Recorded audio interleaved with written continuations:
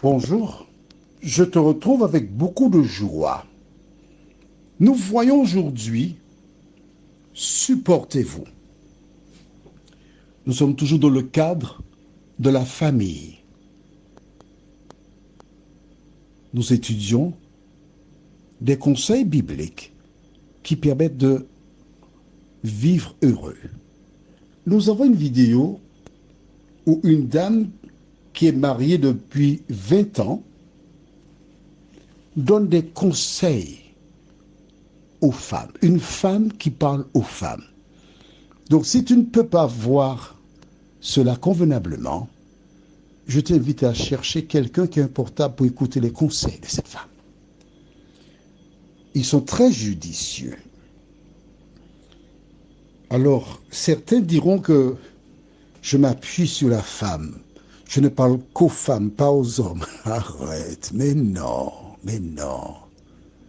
Je vais te faire un aveu, mais ne le dis pas aux hommes, d'accord?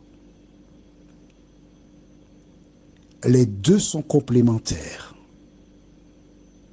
Mais si aujourd'hui, il y a tant de délinquants dans le monde, c'est parce que beaucoup d'hommes par le passé étaient méchants avec des femmes. Celles-ci étaient traitées moins que des serpillères, étaient vraiment maltraitées. Et les jeunes générations, voyant le sort des femmes, décida d'avoir un métier, de travailler et je reprends textuellement leurs paroles, je vais faire mon enfant que je vais élever.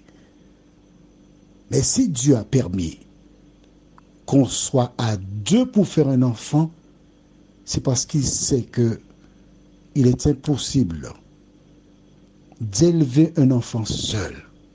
Quand ce dernier est malade la nuit, tu es seul. Que fais-tu? Tu travailles, il faut l'emmener chez le médecin, etc.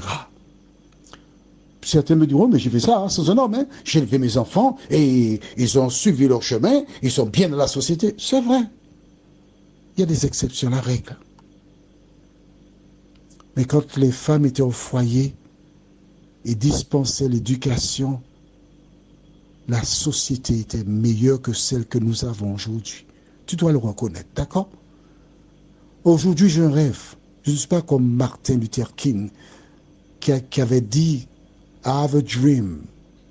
J'ai fait un rêve. Son rêve, c'était quoi?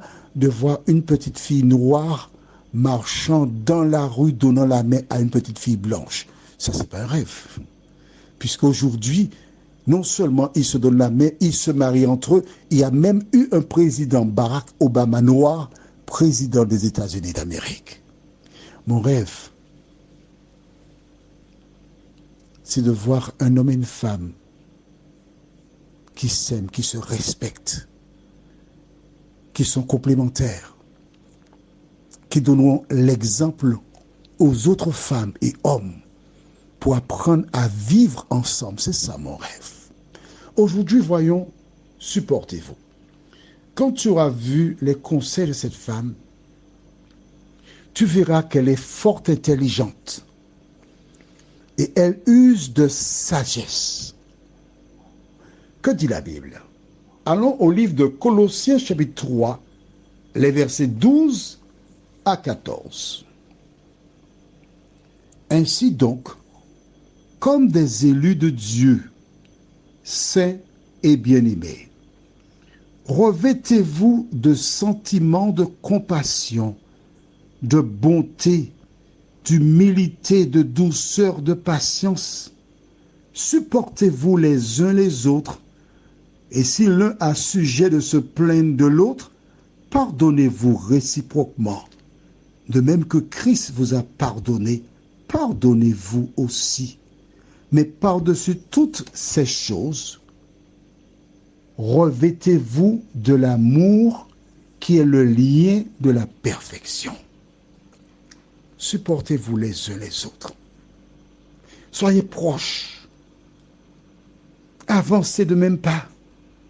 Regardez dans la même direction. Se marier, c'est chose facile. Il te suffit de mettre en évidence ton corps, de marcher en bougeant les hanches de gauche à droite. Et quand tu étais enfant, des femmes portaient des talons et quand elles marchaient, on regardait leurs hanches et on semblait entendre mi-ta, mi-ta moins, mi-ta, mi-ta moins. Voici ma part, voici ta part, voici ma part, voici ta part. De mouvement. C'était cadencé. Et des hommes omnubilés, éblouis par cela, waouh, ils tombaient amoureux de telle femme. Grand mariage. Et après, que se passe-t-il? J'ai en mémoire un jeune couple. Ils se sont mariés, le père a tué pour la circonstance un taureau, un gros. Sur chaque bouteille, il y avait la photo des mariés, la date. Et vers 5 heures du matin, on a servi du pain au beurre et du chocolat. C'était un mariage grandiose. Un mois après le mariage, l'homme rentre à son domicile et il aperçoit des chaussettes qu'il avait placées dans une bassine pour les laver à son retour. Et quand il entre, il dit à son épouse, chérie, les chaussettes, c'est mes miennes, elles sont dans le canal. Et cette jeune femme les met sur les côtés au niveau des hanches, de dire en créole, la bassine que ma maman m'a donnée pour laver mes sous-vêtements, tu as été mettre tes chaussettes, ne laisse pas ça t'arriver encore. L'homme a déposé son sac, il est sorti, il a récupéré ses chaussettes, la même bassine, il a mis les chaussettes de l'eau, il a dit maintenant mes chaussettes sont là, je vais voir ce que tu feras. La jeune femme a pris la bassine et elle a voltigé les chaussettes encore à l'extérieur. Et tandis que les chaussettes étaient encore dans l'air, elle a senti quelque chose tomber sur son visage. Une gifle retentissante. Bah! Elle a décidé de restituer à son époux cette violente claque. Mais l'homme a dégainé un coup de poing. Il a pris un couteau. À ce moment, l'homme a pris un coup de là. Dans l'heure, elle a fait sa valise. Elle est retournée chez ses parents. Pourquoi? Pour une paire de chaussettes sales. Femme, l'homme ne le savait pas. Tu laves les chaussettes. Et quand il rentre, tu vas vers lui avec un sourire. Tu dis, mon lapin, tu vois, cette bassine, c'est pour mes sous-vêtements si délicats. Alors, à l'avenir, chérie, pourrais-tu ne pas mettre tes chaussettes dans cette bassine, s'il te plaît, et mon cœur? Mais c'est tout ce qu'il y avait à faire. Au lieu de se comporter ici, se marier n'est rien, mais c'est rester marié qui est important. Et femme, ça c'est ton devoir. Allons au livre de Hébreux 12, verset 14. Hébreux 12, verset 14 déclare: recherchez la paix avec tous et la sanctification sans laquelle personne ne verra le Seigneur. Quand tu te maries, tu dois savoir que le diable s'est fixé un objectif. Dans combien de temps qu'on va faire sauter ce mariage? Et si tu es conduit par l'Esprit de Dieu, tu dois rechercher la paix. Tu dois rechercher l'amour. Et ces trois femmes qui est le chef d'orchestre dans cette affaire, tu dois éviter de faire des cancans. Tu dois éviter de faire des querelles. Alors si tu sais que tu ne sais pas vivre sans cela, ne te marie pas. Demande à Dieu de transformer ton caractère avant d'accepter les avances d'un homme. Notre dernière référence se trouve au livre de Proverbes, chapitre 14, le verset 1er. La Bible déclare: la femme sage bâtit sa maison et la femme insensée la renverse de ses propres mains. La question que je voudrais te poser est la suivante: est une femme sage ou une femme insensée?